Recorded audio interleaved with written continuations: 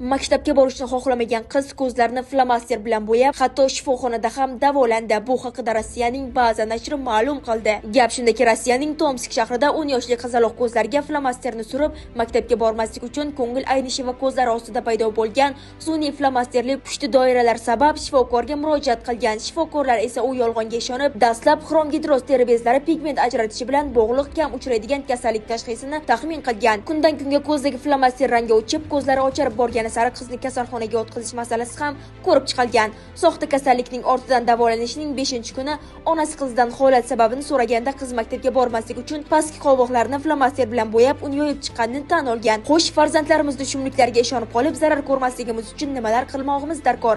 Siz maktabga bormaslik uchun qanday bahonalar to'qigansiz? Fikrlaringizni izohlarda yozib qoldiring. Ushbu videoni yoshligida maktabga bormaslik uchun shumliklar qilgan yaqinlaringizga yuborib qo'ying. Bizni kuzatishda davom eting, chunki siz bilmagan sara xabarlar hali oldinda.